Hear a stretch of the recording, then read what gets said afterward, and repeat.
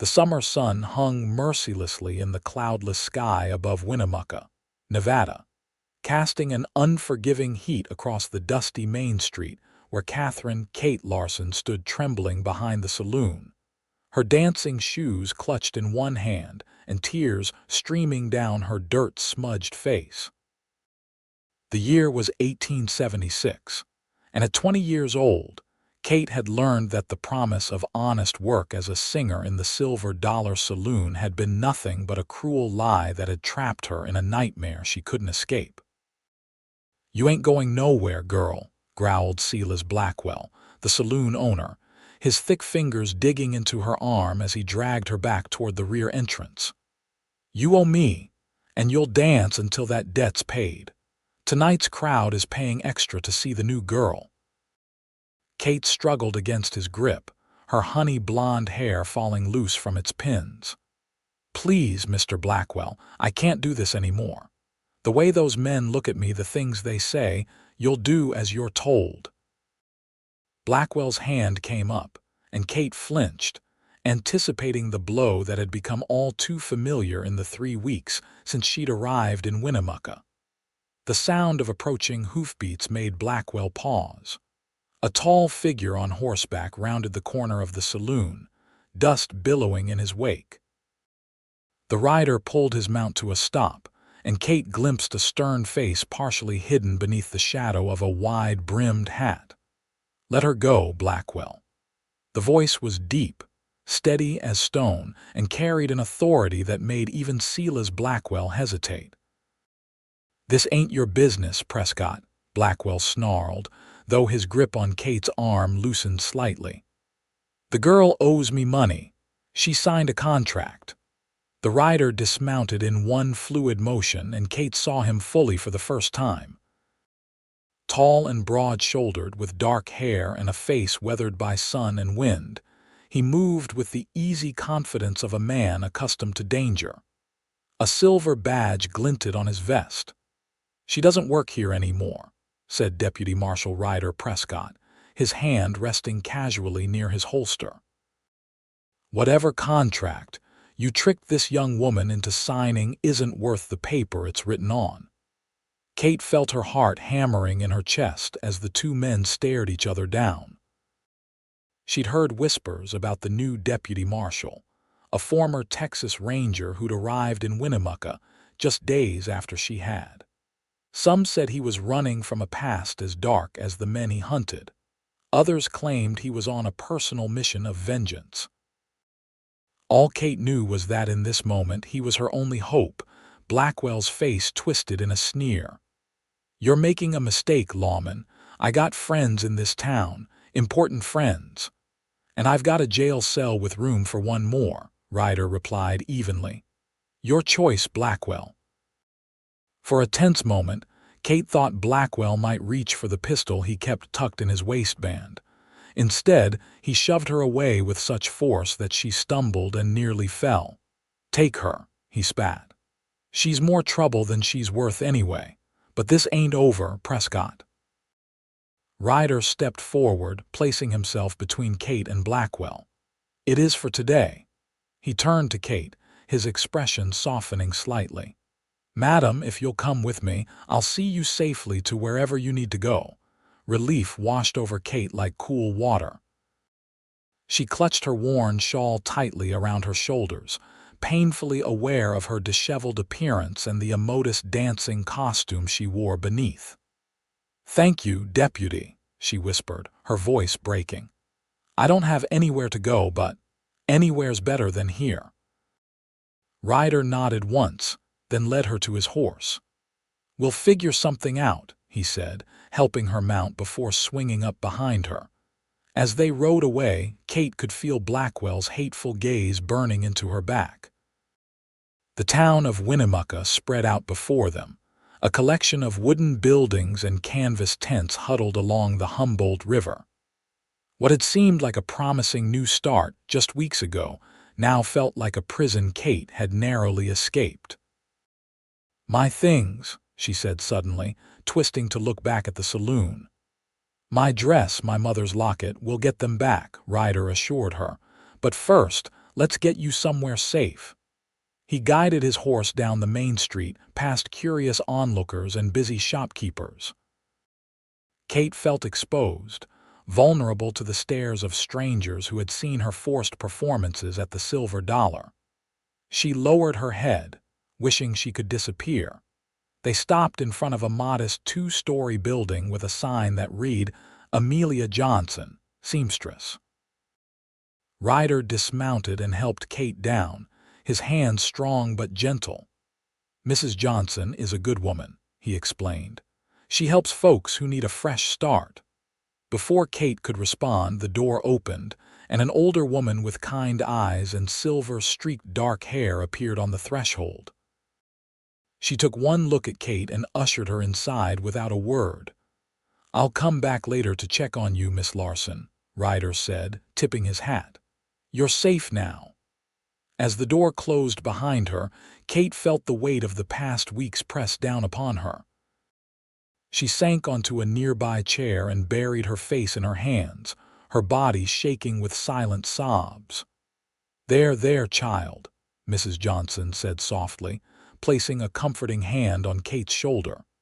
"You're not the first girl Blackwell has tricked, and I fear you won't be the last. But you're here now, and that's what matters." Kate looked up, wiping her tears with the back of her hand. "I came to Winnemucca to sing," she explained. "My parents died last winter, and there was nothing left for me in Sacramento. Mr. Blackwell offered me a job as a singer, but when I arrived—" "He forced you to dance for his customers," Mrs. Johnson finished, her expression hardening. "That man has the devil in him, though he hides it well from those who matter in this town." Kate nodded miserably. "I tried to leave, but he said I owed him for my room and board. He took my money, my belongings." She touched her throat, feeling the absence of her mother's locket. "Everything." Mrs. Johnson's eyes softened. "Let me draw you a bath. I have a spare dress that might fit you with a few alterations. We'll get you settled, and then we can talk about what comes next." As Kate soaked in the warm water, scrubbing away the dust and shame of her time at the Silver Dollar, she found her thoughts returning to Deputy Marshal Ryder Prescott. There had been something in his eyes when he'd confronted Blackwell, not just duty or righteousness, but a personal anger that seemed to run deep. Kate wondered what had brought him to Winnemucca, and why he had chosen to help her. Later, dressed in a simple but clean gown that Mrs. Johnson had quickly altered to fit her slender frame, Kate sat at the kitchen table with a cup of hot tea. The seamstress had explained that she occasionally took in women who needed help, some escaping bad marriages, others fleeing situations like Kate's. "Deputy Prescott brings them to me sometimes," Mrs. Johnson said, placing a plate of biscuits on the table. "He's a good man, though he keeps to himself mostly. Only been in town about a month, but he's already making enemies of men like Blackwell." A knock at the door made Kate tense, but Mrs. Johnson's reassuring smile calmed her. "That'll be the deputy now, right on time as always." Ryder Prescott stood on the doorstep, hat in hand, his expression unreadable. "Mrs. Johnson," he said with a respectful nod. "Miss Larson, I hope you're feeling better." Kate straightened her shoulders. "Yes, thank you, Deputy. I don't know how to repay your kindness." A ghost of a smile touched his lips. "No repayment necessary, madam. Just doing my job." Mrs. Johnson invited him in, and he sat at the table, accepting a cup of coffee but declining the offered biscuits. His eyes, Kate noticed, were a deep, stormy blue that seemed to take in everything at once. "I spoke with Sheriff Morgan," Ryder said, addressing both women. "He's reluctant to move against Blackwell without more evidence of wrongdoing." "That doesn't surprise me," Mrs. Johnson sighed. "Silas has half the town council in his pocket." Ryder turned to Kate. "Miss Larson, I don't mean to distress you, but I need to know exactly what happened during your time at the Silver Dollar. Other women have come forward before, but they've always left town before formal charges could be filed." Kate's hands trembled around her teacup. I answered an advertisement in Sacramento for a singing position. When I arrived, Mr. Blackwell was welcoming at first. He showed me to a small room above the saloon and said I could start the next night. She paused, swallowing hard. But when I came downstairs, ready to sing, he handed me different clothes.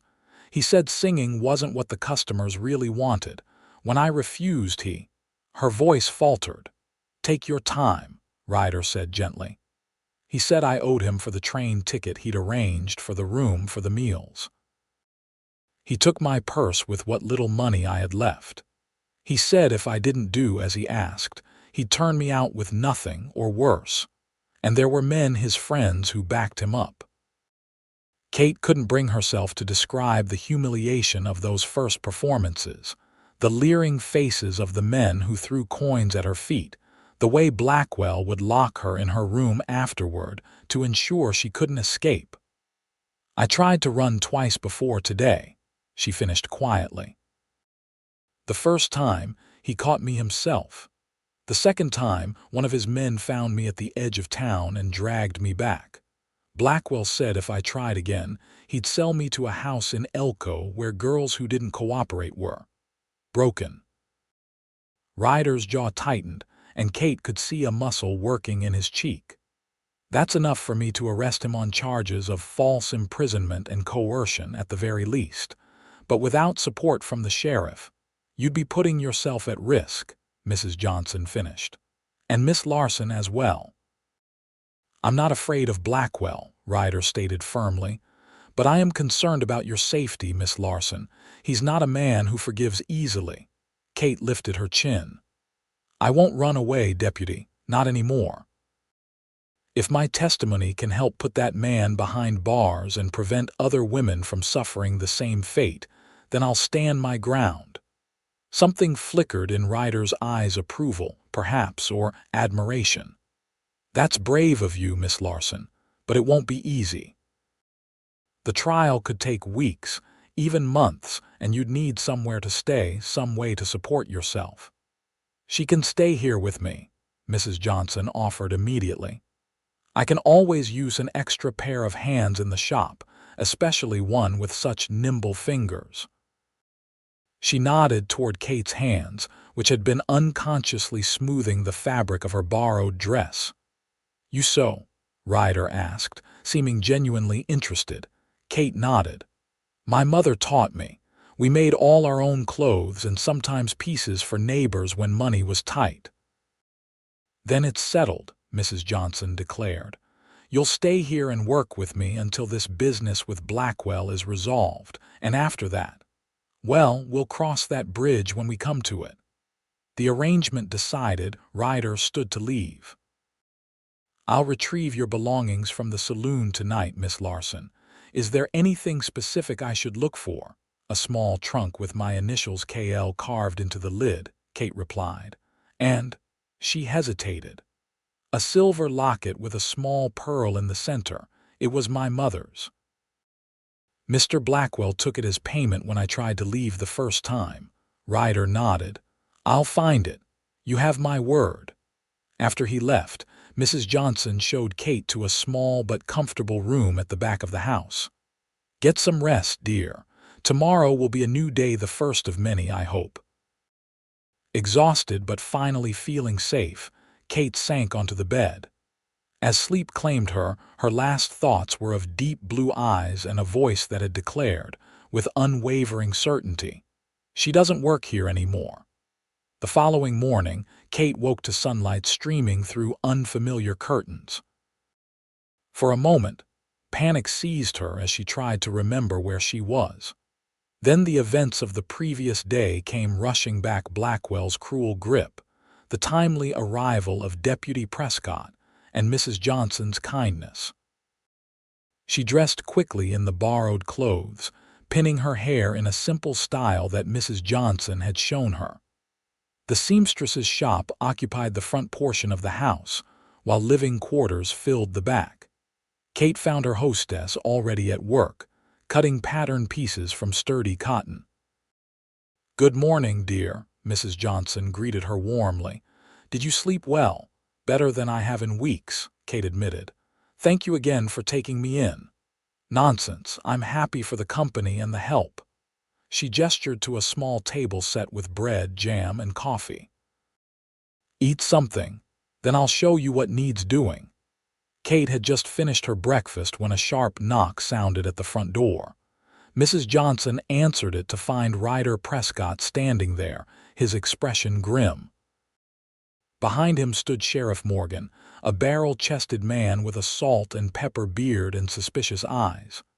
"Mrs. Johnson," the sheriff said, nodding curtly, "we need to speak with Miss Larson."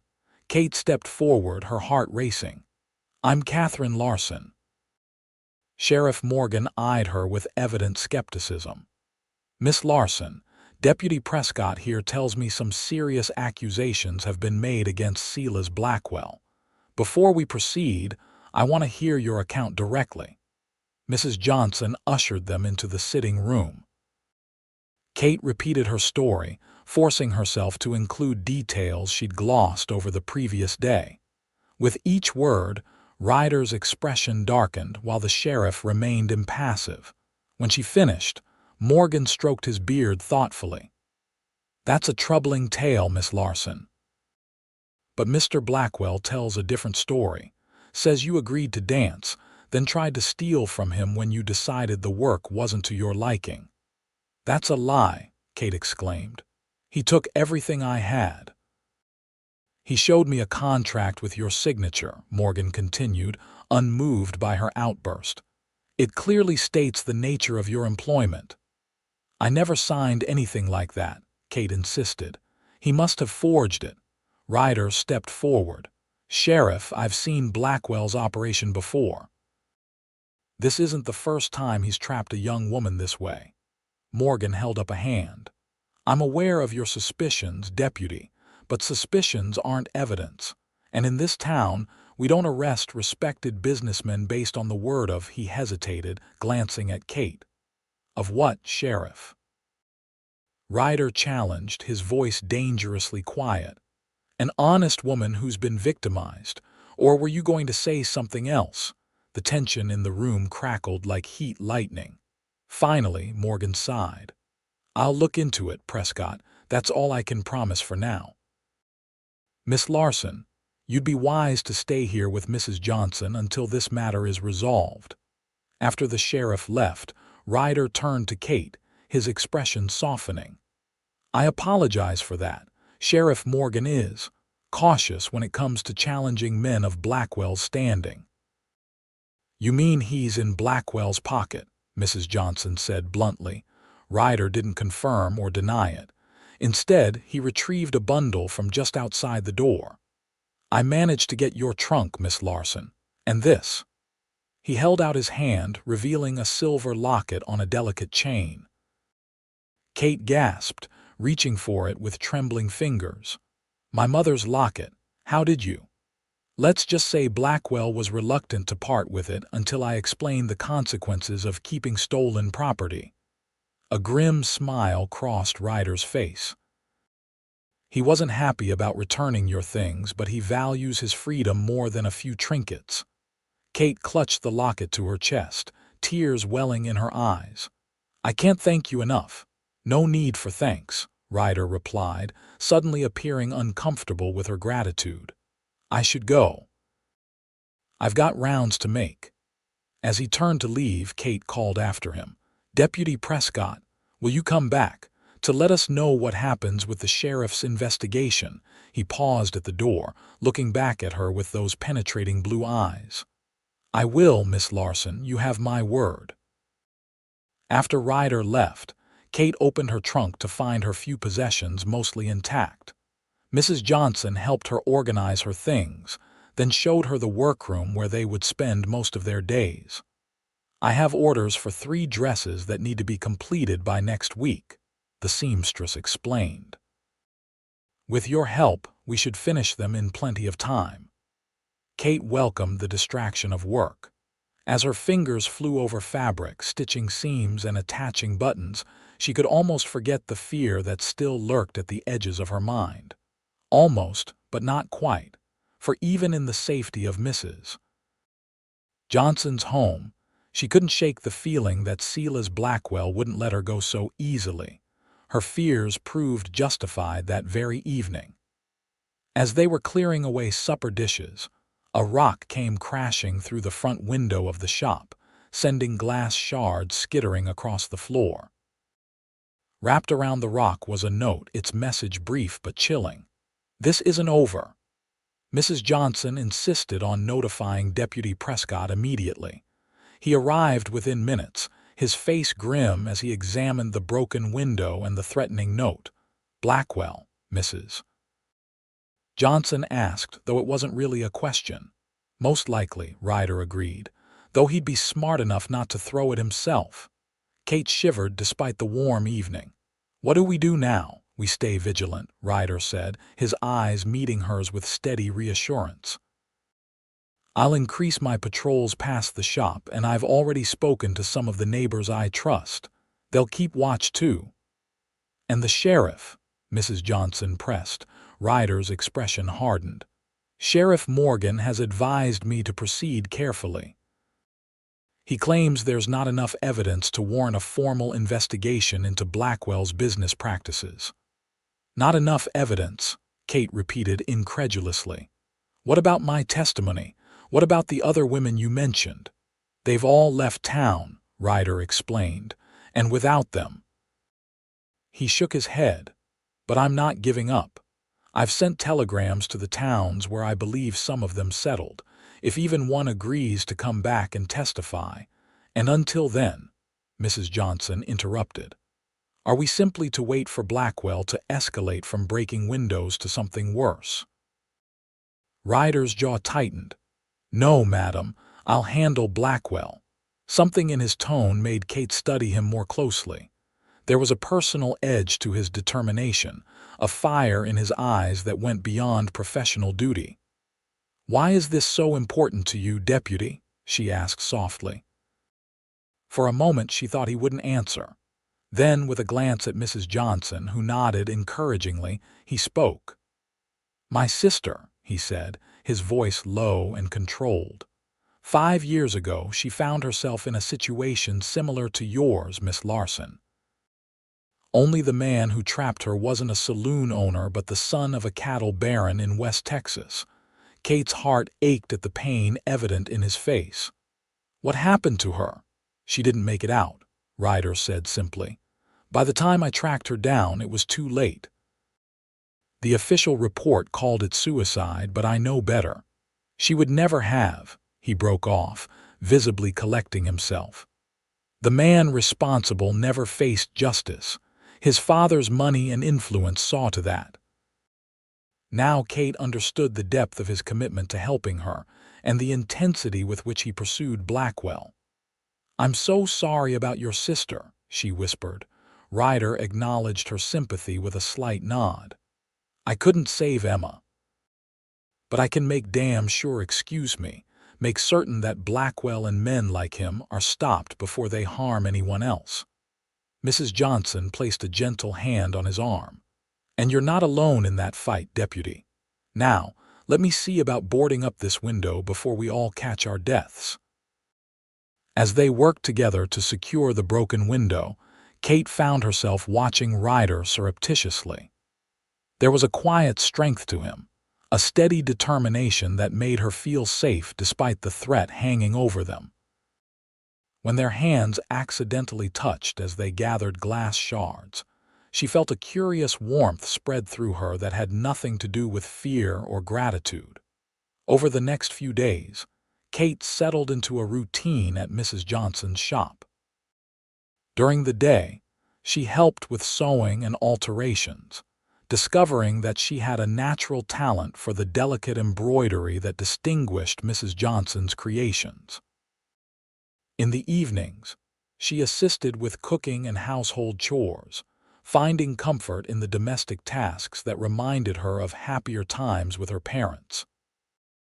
Ryder visited daily, ostensibly to check that there had been no further threats, but Kate sensed he had other reasons for his frequent appearances. Sometimes, He brought small gifts, a book of poetry he thought she might enjoy, fresh flowers from Mrs. Henderson's garden, a jar of honey from Mr. Tillman's apiary on the outskirts of town.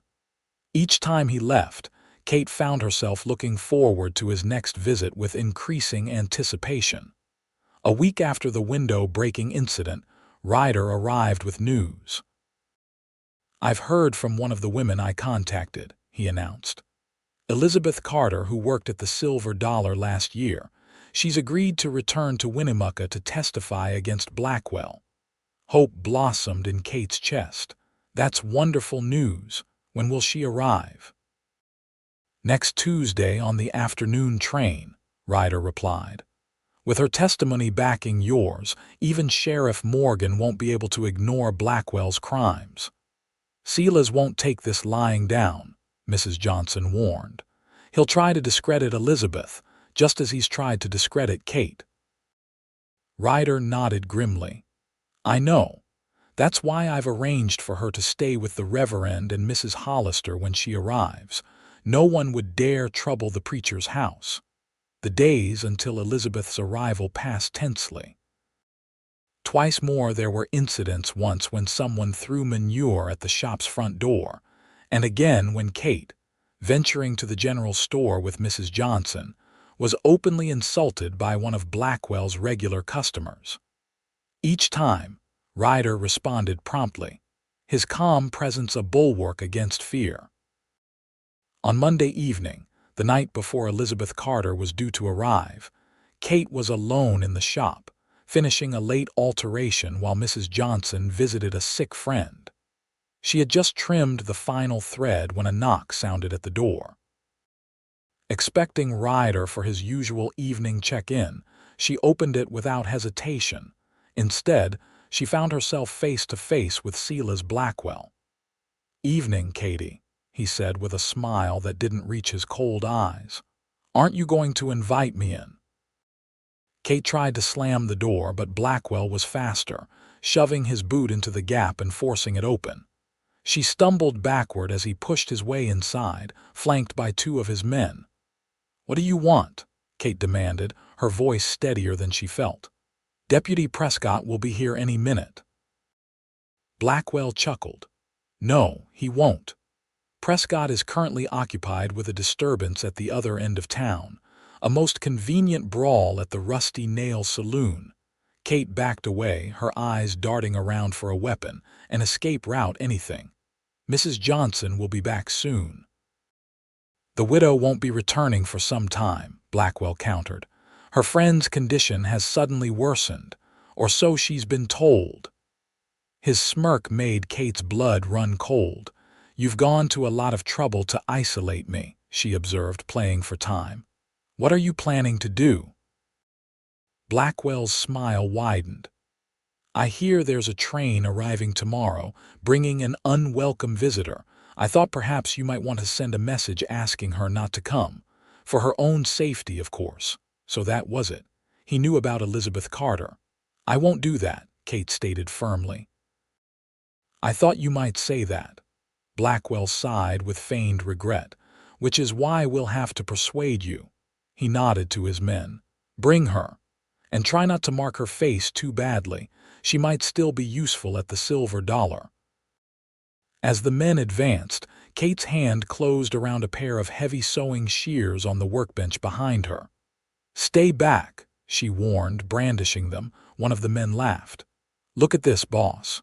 The little songbird's got claws." "She still needs to learn when to sing and when to shut up," Blackwell replied coldly. The first man lunged for her, and Kate slashed with the shears, catching him across the forearm. He howled in pain, blood seeping through his sleeve. The second man was more cautious, circling to her left while Blackwell remained by the door. "You can't win this, Katie," Blackwell said. "Put down the scissors and maybe we'll be gentle." "Go to hell," Kate spat, keeping the shears raised.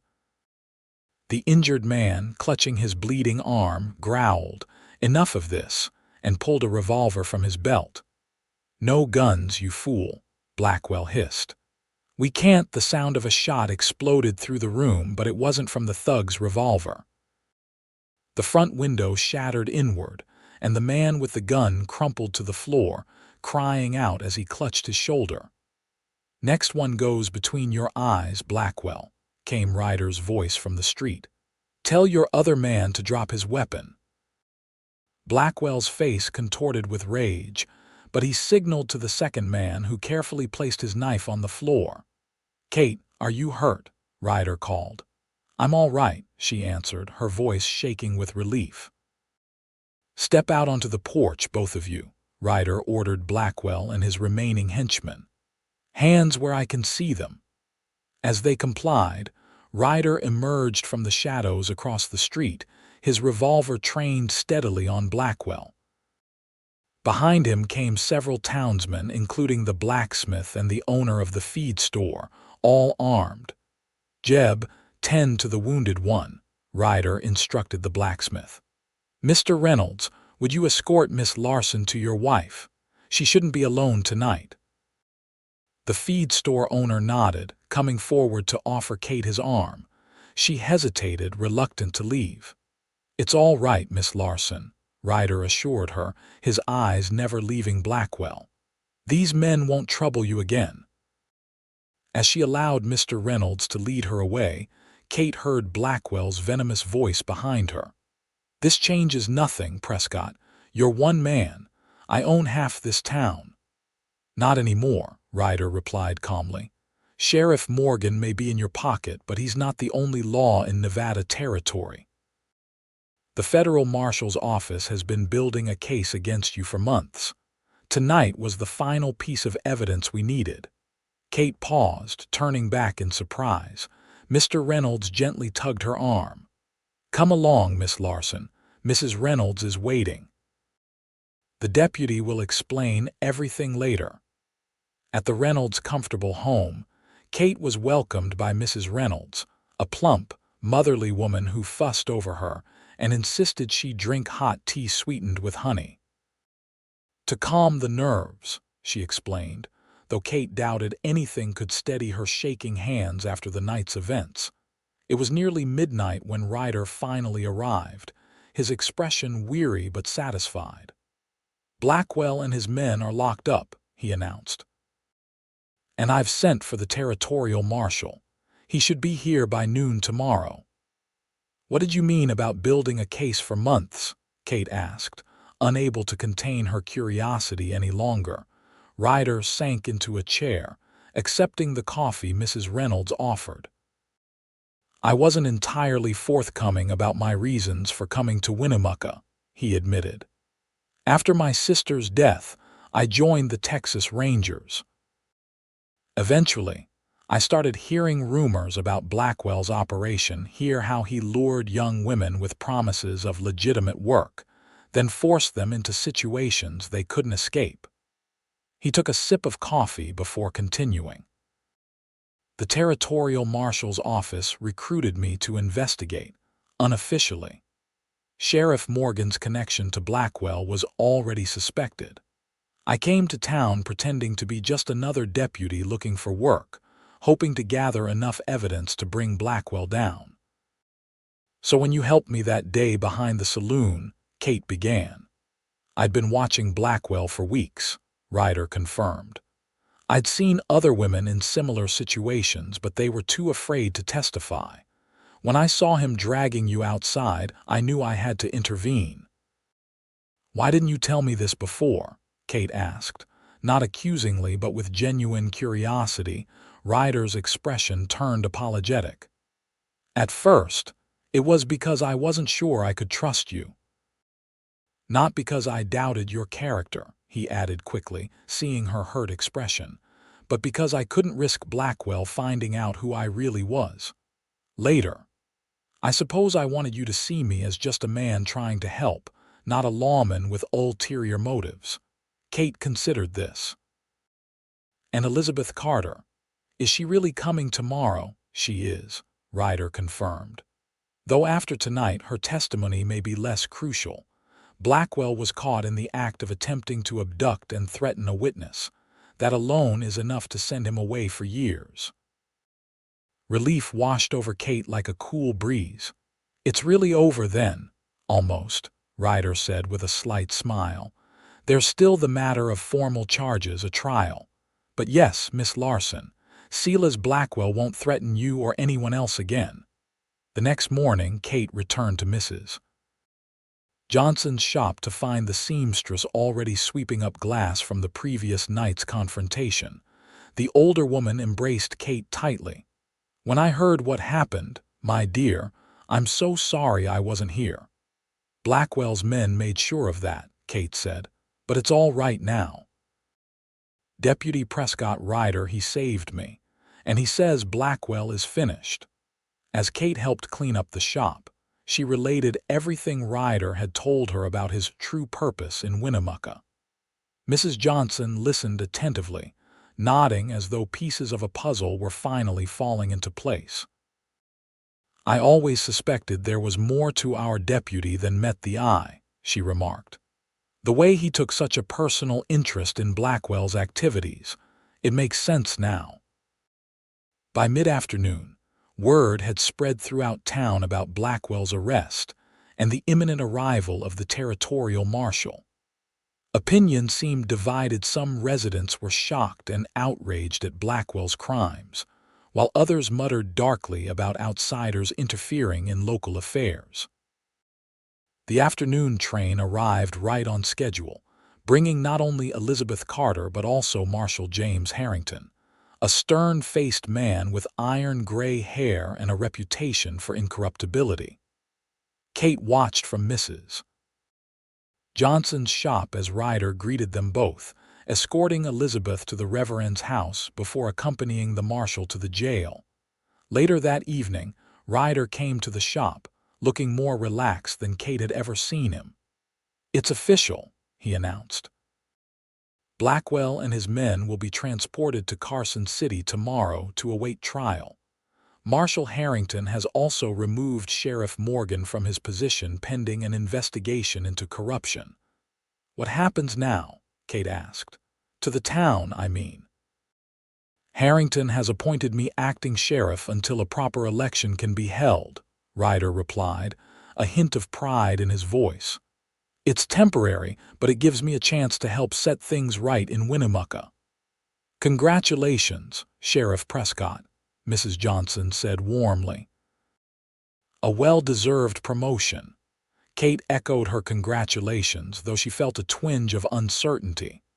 "Does this mean you'll be staying in Winnemucca permanently?" Something in her tone made Ryder look at her more intently. "That depends," he said carefully. "On what?" Kate asked. "On whether I have reason to stay," he replied, his eyes never leaving hers. Mrs. Johnson suddenly remembered an urgent errand that required her immediate attention, leaving Kate and Ryder alone in the shop. For a moment, neither spoke. "I should thank you," Kate finally said, "for everything you've done, not just for me but for all the women Blackwell victimized." Ryder shook his head. "I was doing my duty." "It was more than duty," Kate insisted. "You cared about what happened to us, to me." "Yes," Ryder admitted quietly. I do." He took a step closer, then hesitated. "Miss Larson, Kate, I know we've only known each other a short time and under difficult circumstances. I wouldn't presume to—" "Ryder," Kate interrupted gently. "Are you trying to court me?" A flush crept up his neck. "I suppose I am." "Rather badly, it seems." Kate couldn't help smiling. "I don't think it's bad at all. In fact, I think I'd like to be courted by you, Sheriff Prescott." The relief and joy that spread across his usually guarded face made Kate's heart skip. "In that case, Miss Larson, would you do me the honor of accompanying me to dinner tomorrow evening? There's a new restaurant on Front Street that I'm told serves an excellent beefsteak." "I'd be delighted," Kate replied, feeling a happiness she hadn't experienced in longer than she could remember. As Ryder took his leave, promising to call for her at 6 the following evening, Kate felt as though her life in Winnemucca was truly beginning anew, not as a trapped songbird in a gilded cage, but as a woman free to make her own choices and follow her own heart. The next 6 months brought profound changes to both Winnemucca and Kate's life. With Blackwell gone and his allies either imprisoned or hastily departed, the town began to shed its reputation as a haven for vice and corruption. Under Ryder's leadership as sheriff, legitimate businesses flourished while the more unsavory establishments either reformed their practices or closed their doors. Kate continued to work with Mrs. Johnson, whose seamstress shop prospered as more families settled in the increasingly respectable town. Kate's skill with embroidery and fine detail work soon earned her a reputation of her own, bringing in customers from as far away as Elko and even Carson City. As for her relationship with Ryder, it blossomed slowly but steadily. Their first dinner date had been somewhat awkward, both of them unsure how to interact outside the context of danger and rescue. But by dessert, they had found common ground in their love of music. Ryder confessed to playing the guitar, though not particularly well, and their shared appreciation for the stark beauty of Nevada's landscapes. Subsequent outings included picnics by the Humboldt River, attendance at church socials, and on one memorable occasion, a horseback ride to a hidden valley where wildflowers carpeted the ground in brilliant bursts of color. Through it all, Ryder was unfailingly respectful, never pressing for more than Kate was ready to give, never assuming that her gratitude equated to deeper feelings. But deeper feelings had developed nonetheless. Kate found herself thinking of Ryder at odd moments throughout her days, wondering if he'd like the pattern she was stitching, imagining his reaction to a story she'd heard, simply wishing for his presence when he was occupied with his duties. For his part, Ryder revealed himself to be a man of surprising depth. Beneath his stoic exterior lay a thoughtful mind, a dry sense of humor, and a compassionate heart. He spoke little of his past before his sister's death, but occasionally shared stories of their childhood in Texas, his voice softening with remembered affection. One evening in early winter, with snow falling gently outside Mrs. Johnson's sitting room window, Ryder seemed particularly pensive as they sat together after supper.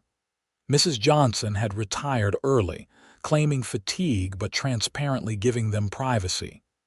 "You're quiet tonight," Kate observed, setting aside her embroidery hoop.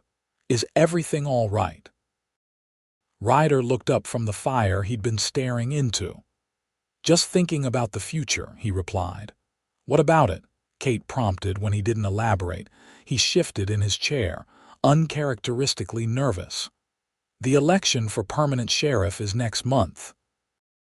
"You'll win easily," Kate assured him. "Everyone knows how much you've done for Winnemucca." "That's kind of you to say," Ryder smiled briefly before growing serious again.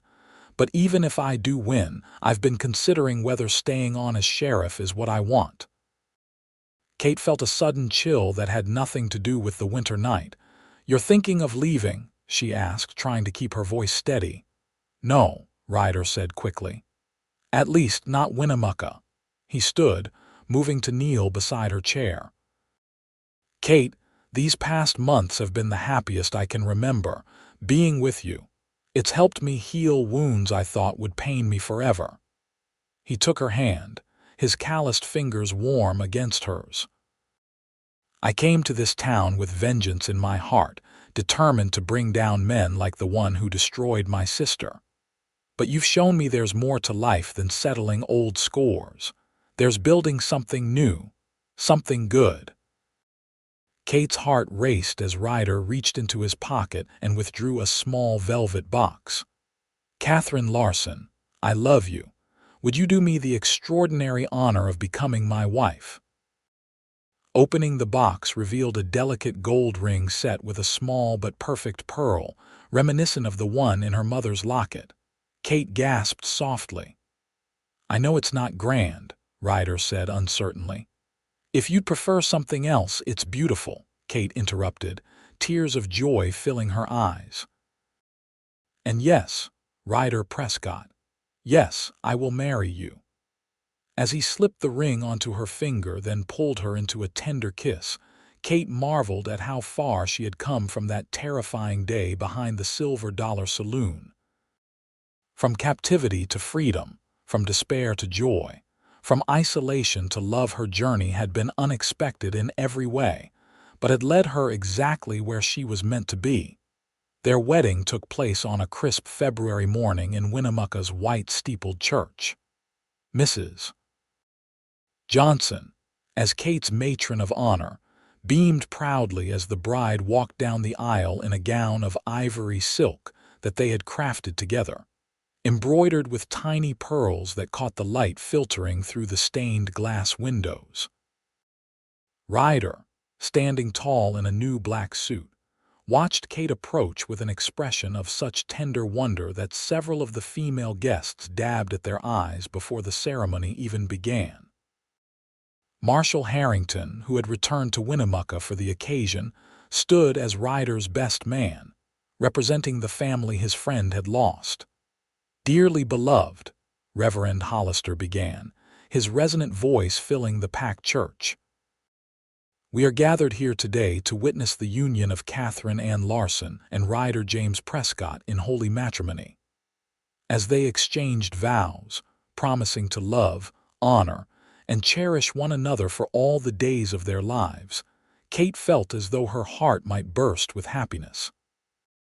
When Ryder placed a second gold band alongside her engagement ring, and the Reverend pronounced them husband and wife, the congregation's applause seemed to affirm not just their union, but the triumph of light over darkness, of love over cruelty. The reception at the newly renovated Grand Hotel, formerly one of Blackwell's properties, now owned by a respectable family from Sacramento, lasted well into the evening. Townspeople who had once viewed Kate with suspicion or pity now congratulated her warmly, many remarking on how her courage had helped transform Winnemucca. "You should be proud," Elizabeth Carter told her during a quiet moment. The young woman had returned for the wedding, having testified successfully at Blackwell's trial months earlier. "Not many would have stood their ground the way you did."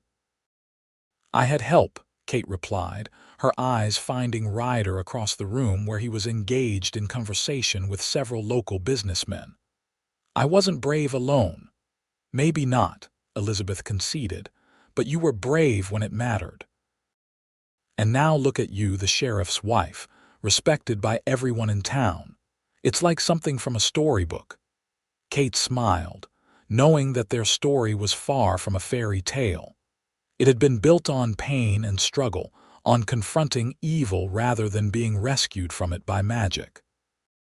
That made it more valuable, not less, a love forged in fire, tempered by adversity and all the stronger for it. Later that night, as they entered the small house Ryder had purchased on the outskirts of town, their home now, filled with a mixture of his practical furnishings and her more decorative touches, Kate felt a momentary shyness overcome her. This was different from their courtship walks and chaperoned visits. This was the beginning of their life together in every sense. Ryder seemed to understand her hesitation. "We have time, Kate," he said gently. "All the time in the world." She looked up at him, at this man who had saved her in more ways than one, and felt her uncertainty melt away. "I love you, Ryder Prescott," she said simply. "And I love you, Kate Prescott," he replied, the new name sending a thrill through her.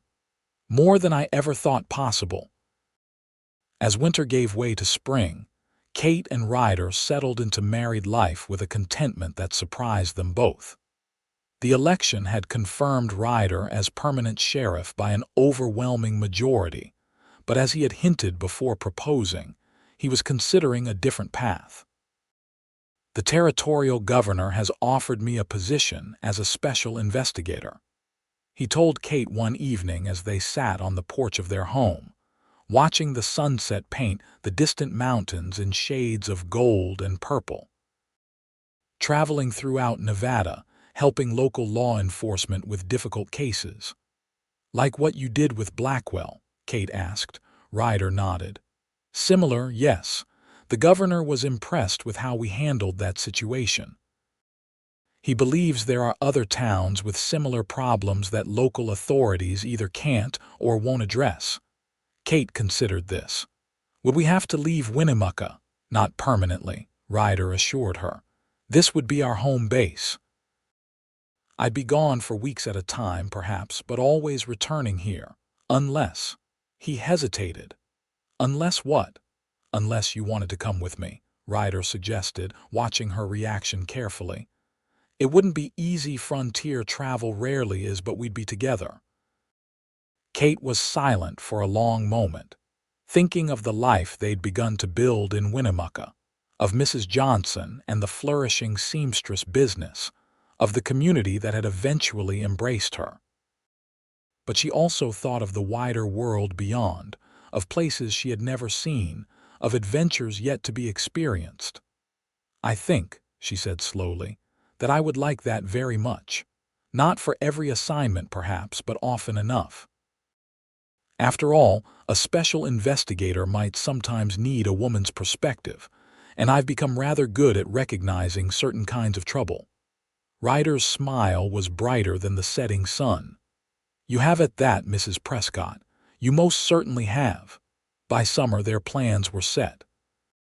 Ryder would resign as sheriff at the end of August, recommending his capable deputy, Thomas Jenkins, as his replacement. Kate had trained one of Mrs. Johnson's nieces, a quick learning girl of 18, to take over most of her duties at the shop. And they had acquired a sturdy wagon and team for their travels, outfitted for comfort during long journeys. Their first assignment came in early September, investigating reports of land fraud in a small settlement near the California border. As they prepared to depart, Mrs. Johnson pressed a parcel into Kate's hands. A going-away present, she explained, though I expect you'll be back often enough. Inside was a beautifully crafted quilt, each square depicting a scene from Kate and Ryder's story The Silver Dollar Saloon, Mrs. Johnson's shop, the church where they were married, and more. In the center, embroidered in Kate's own distinctive style, were the words, "She doesn't work there anymore." "It's perfect," Kate whispered, embracing the woman who had become like a mother to her. "Thank you for everything." "Just be happy," Mrs. Johnson replied, wiping away a tear. "And come back to visit your old friend whenever you can." As their wagon rolled out of Winnemucca the next morning, Kate looked back at the town that had first imprisoned and then liberated her. So much had changed in just over a year. The frightened girl who had been forced to dance for cruel men was gone, replaced by a confident woman embarking on a new adventure with the man she loved. "Having second thoughts?" Ryder asked, noticing her backward glance. Kate turned to him, smiling. "Not at all. Just appreciating how far we've come. And thinking about how far we have yet to go," he suggested. "Exactly that," Kate agreed, taking his hand. The road ahead stretched into the distance, winding through rugged country toward unknown challenges and opportunities.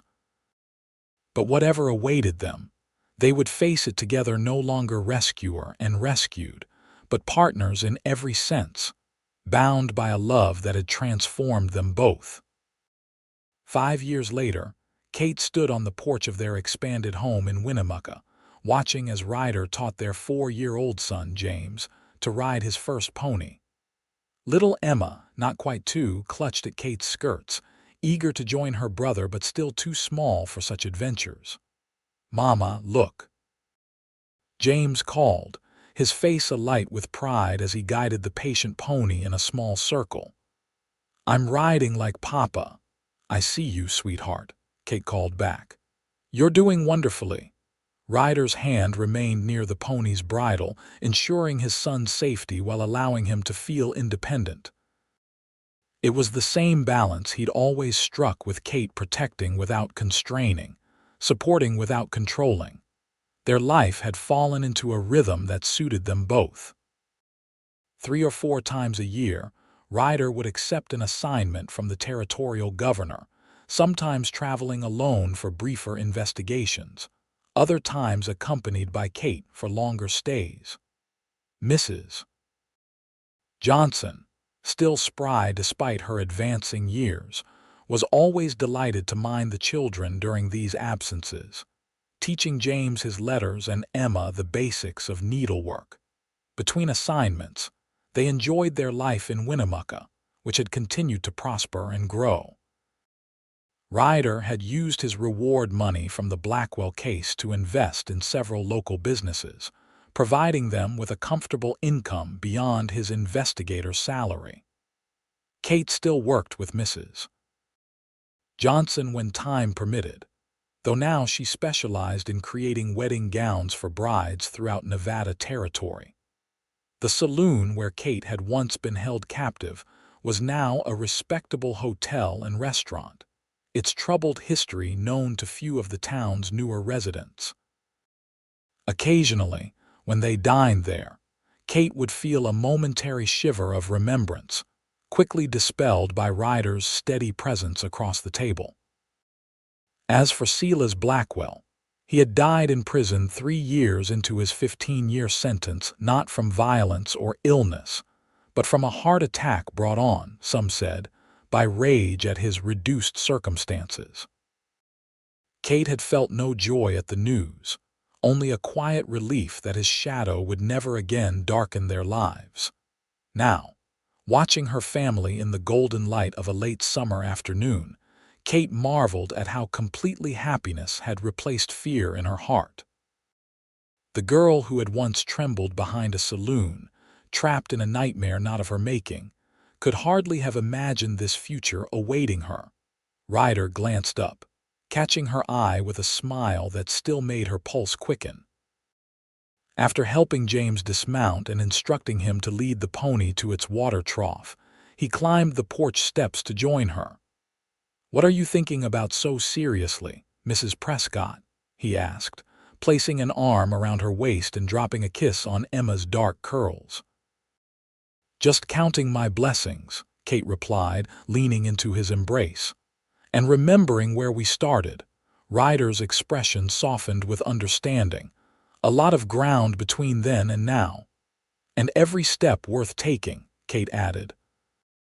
As the sun dipped toward the distant mountains, casting long shadows across the land they had come to love, Kate Prescott held her daughter close and watched her son tending carefully to his pony, just as his father had taught him. Beside her stood the man who had once declared with unwavering certainty, "She doesn't work there any more," words that had marked the end of one life and the beginning of another, infinitely better one.